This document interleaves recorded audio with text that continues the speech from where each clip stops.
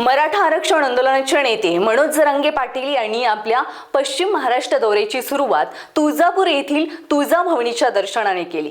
याच दरम्यान राज्यातील मराठा समाजाला मिळालेली कुणबी प्रमाणपत्रे आणि त्यांच्या वैधतेचा मुद्दा चांगलाच तापला होता। दौऱ्याची सुरुवात करताना आणि जालना जिल्ह्यातील वडीगोद्री येथे पत्रकारांशी बोलताना जरांगे पाटील यांनी चंद्रशेखर बावनकुळे आणि राज्य सरकारवर अत्यंत गंभीर आरोप केले। नक्की काय आहेत आरोप, जरांगे पाटील नक्की काय म्हणाले, सगळं सांगते। व्हिडिओ शेवटपर्यंत नक्की पहा। नमस्कार, मी प्रिया समीर आणि तुम्ही पाहताय स्टार महाराष्ट्र न्यूज। जरांगे यांनी दावा केला की मराठा समाजातील हजारो लोकांच्या कुणबी नोंदी आणि प्रमाणपत्रे राजकीय द्वेषातून जाणीवपूर्वक रद्द केली जात आहेत। जरांगे पुढे म्हणाले की भाजपचे नेते चंद्रशेखर बावनकुळे यांनी अधिकाऱ्यांना फोन करून तात्पुरत्या नोंदी घ्यायला लावल्या आणि नंतर प्रमाणपत्रे रद्द करण्याचे लेखी आदेश दिले। ऑफ द रेकॉर्ड 15 लाख रुपयांची मागणी केली जाते, यासाठी ही प्रमाणपत्रे रद्द केली जात आहेत का? त्यांनी भाजप आमदार प्रवीण दरेकर यांना आव्हान दिलं की त्यांनी आधी बावनकुळेंची ती पत्रे तपासावीत। हे सर्व सत्य समोर आणण्यासाठी चंद्रशेखर बावनकुळे यांची थेट नार्को टेस्ट करण्यात यावी अशी मागणी जरांगेंनी केली।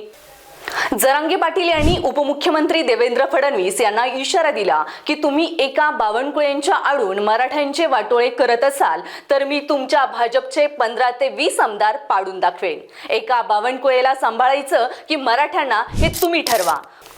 उपमुख्यमंत्री एकनाथ शिंदे हे मराठा आरक्षणाच्या बाबतीत डबल गेम खेळत असल्याचा आरोपही त्यांनी केला।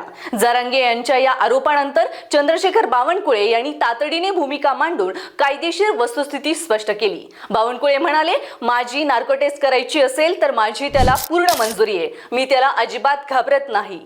बावनकुळेंनी स्पष्ट केलं की जात पडताळणी समिती ही एक पूर्णपणे स्वतंत्र आणि अर्धन्यायिक संस्था आहे।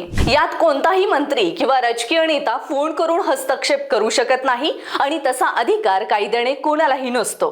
जात पडताळणी समितीने कुणाचे प्रमाणपत्र कोणत्या कारणास्तव रद्द केले याची संपूर्ण माहिती आणि अधिकृत निकाल संबंधित सरकारी संकेतस्थळावर उपलब्ध आहे, ती कोणीही तपासू शकते। बावनकुळे पुढे म्हणाले की जर जात पडताळणी समितीच्या निर्णयामुळे कोणत्याही मराठा बांधवावर अन्याय झाला असेल तर समितीचा निर्णय हा अंतिम नसतो, ते थेट उच्च न्यायालयात जाऊन त्या निर्णयाला आव्हान देऊ शकतात आणि स्थगिती आणू शकतात।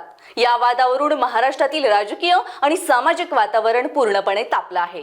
अशाच नवनवीन माहितीसाठी पाहत रहा स्टार महाराष्ट्र न्यूज। नवनवीन घडामोडी पाहण्यासाठी स्टार महाराष्ट्र न्यूजला सबस्क्राइब करा आणि ताज्या बातम्यांचे अपडेट मिळवण्यासाठी बेल आयकॉनला प्रेस करा आणि परिपूर्ण बातमी बरोबर रहा, इतरांपेक्षा एक पाऊल पुढे।